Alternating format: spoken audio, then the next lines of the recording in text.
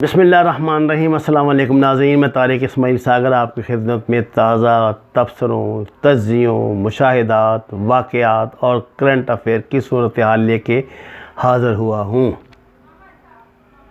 नाज़रीन कराम, आज डॉन ने फैटफ के आइंदा इजलास के हवाले से जो सुर्खी लगाई है उसमें बताया गया है कि पाकिस्तान को शायद फैटफ की ग्रे लिस्ट से इस इजलास में ना निकाला जाए, जबकि कल तक हमारे वज़ीर ख़ारजा ये दावा कर रहे थे कि हम फैटफ की लिस्ट से निकल जाएंगे।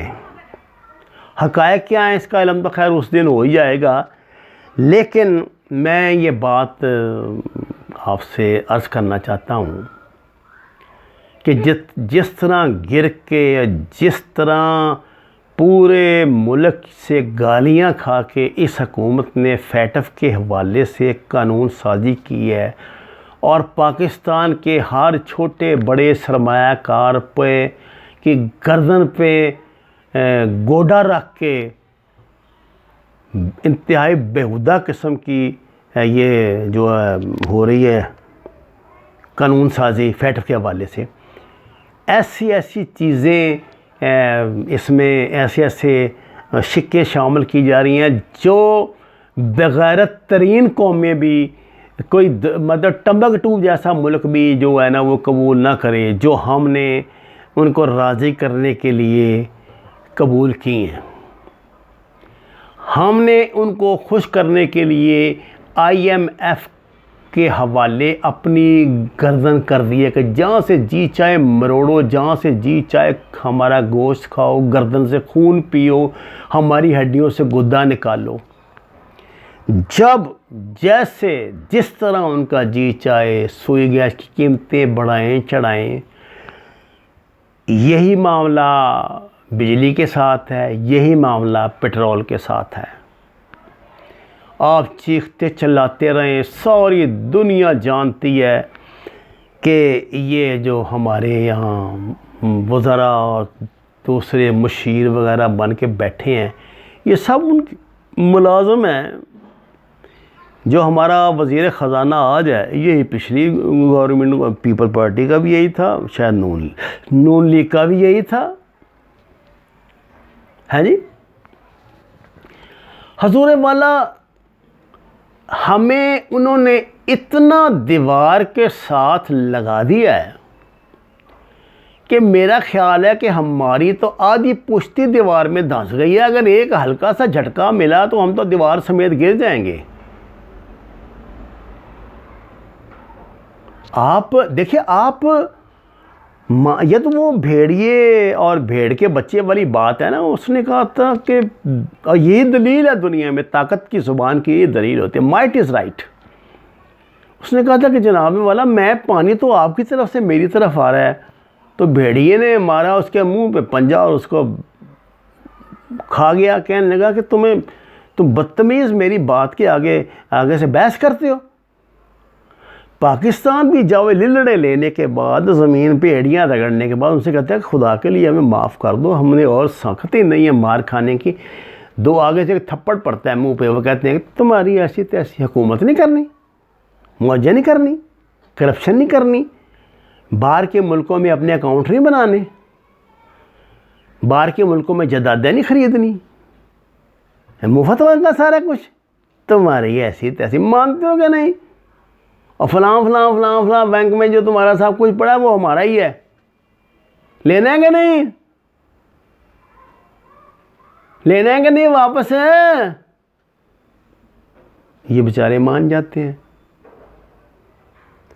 कभी कभी मैं सोचता हूँ कि ये बातें चलो जरदारी और उस पर मियाँ साहबान पे तो सच साबित होती हैं, जितने उनके ख़िलाफ़ केस हैं झूठे सच्चे जो भी हैं, लेकिन कहते हैं कि इमरान खान करप्ट नहीं है। यार अगर इमरान खान करप्ट नहीं है तो इमरान खान ने 600 रुपये का किलो अदरक करवा दी है, 500 रुपये की किलो सब्ज़ी, 500 400 रुपये किलो सब्ज़ियाँ करवा दी हैं। ये गैस का जितना मर्जी वो बिल बना दें, बिजली का जितना मर्जी बना दें, पेट्रोल की जो मर्जी लूट मचा दें। क्या चीज़ इमरान खान को मजबूर करती है? उसको इतना चस्का लग गया हुकूमत का, हवाई जहाज़ों में फिरने का, मौज मेला करने का, प्रोटोकॉल लेने का। हम तो इमरान खान को बड़ा रिफॉर्मर समझ लेते थे।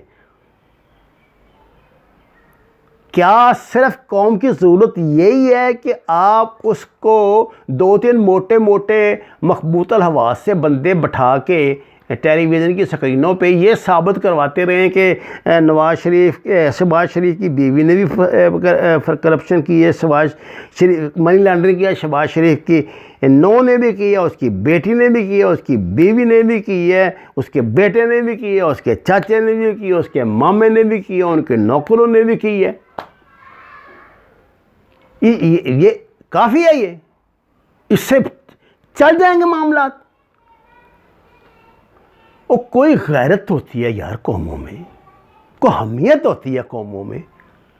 मुझे ये बात समझ नहीं आ रही, आपका मसला क्या है? आपका क्या मसला है जनाब वाला? आप तो वो नहीं होने देते। ये अल्लाह आपका भला करे, सब्जियों में और आटे दाल में आपको फंसा दिया उन्होंने, तो आप क्या करेंगे? कैसे बजट बनेगा अगले साल का? मामला कैसे चलेंगे? आदमी सीखना चाहे ना जनाब तो दीवार से बातें सुन के सीख लेता है। हो ना, जो खन्नास ही दिमाग में भरा हुआ है कि हम ही अकले कुल हैं, तो फिर होना क्या है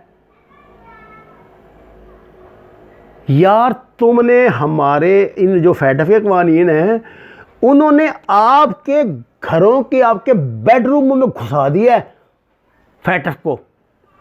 कितनी चांदी है, कितना सोना है, कितने डॉलर हैं, कितने पाउंड हैं, कहाँ से आए, कब आए, कैसे आए, किसको दिए? ऐसे घिरे हुए सवाल आते हैं, आप हैरान रह जाते हैं।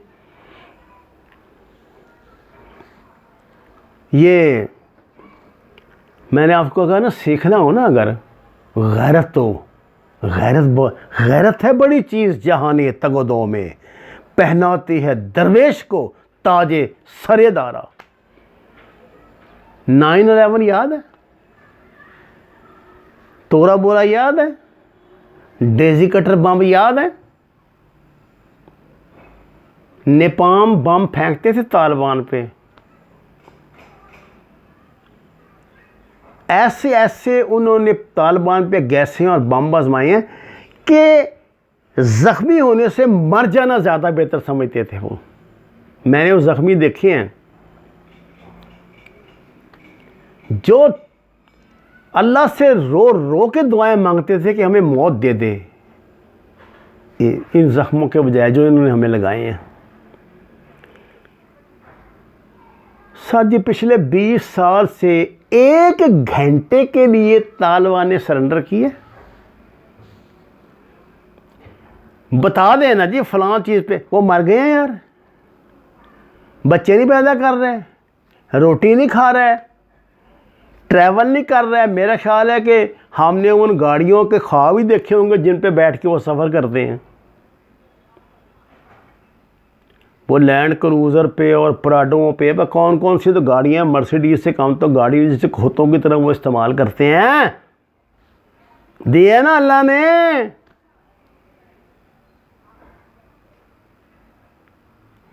अमेरिका ने इन 20 सालों में पाकिस्तान, दुनिया के हर मुल्क की मेहनत की। यार इनसे 1 घंटे के लिए फायरबंदी करवा दो।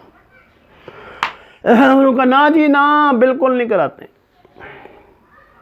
सवाल ही नहीं पैदा होता। आज कहाँ खड़ा है जी अमेरिका और कहाँ खड़े हैं तालिबान?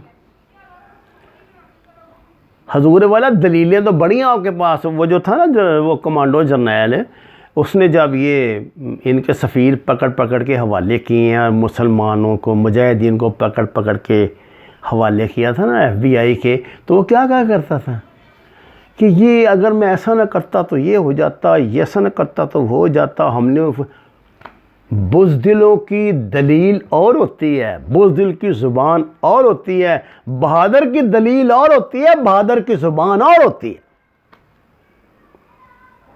यही बात तो मुल्ला उमर ने कही थी इसे हमारे जनरल महमूद साहब से। उन्होंने कहा था भाई आपको जो आपने जंगें लड़ी हैं ना, वो आपने जंगें लड़ी हैं, उन्होंने आपको तजुर्बा और दिया है, हमने और लिया। हमने कभी हारे ही नहीं और कभी हम ऐसा भी नहीं हुआ कि लड़ने से भाग रहे हो, हम तो लड़ते ही आ रहे हैं।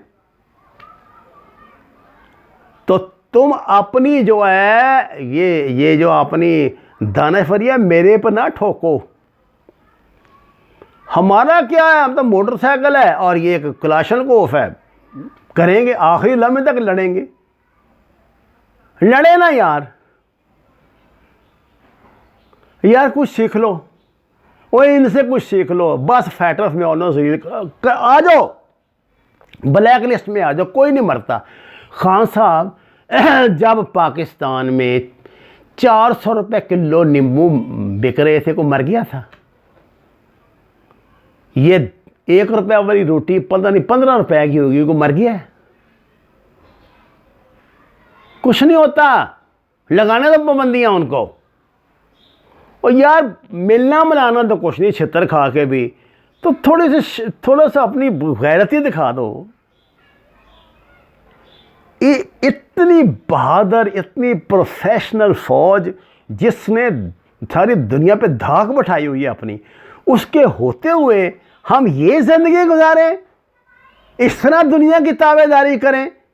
वमा अलैना इल्लल बलागुल मुबीन। नाज़रीन कराम, कुरान और नमाज को तर्जुमे के साथ जानिए। जितनी जगह घरों में मैसर हो वहाँ दरख्वास्त है सब्ज़ियाँ काश्त करें, सब्ज़ियाँ काश्त करें, ताकि आप ये 400 रुपये किलो वाले, ये 250 रुपये किलो वाली, ये 300 रुपये किलो वाली, ये 700 रुपये किलो वाली सब्ज़ियों से बच जाएं। एक घर की सारा साल की सब्ज़ी 3 या 4 गमलों में लग सकती है। हमारे चैनल को सब्सक्राइब करें, लाइक्स दें और सच के सफ़र में हमारा साथ दें। आपका बहुत शुक्रिया।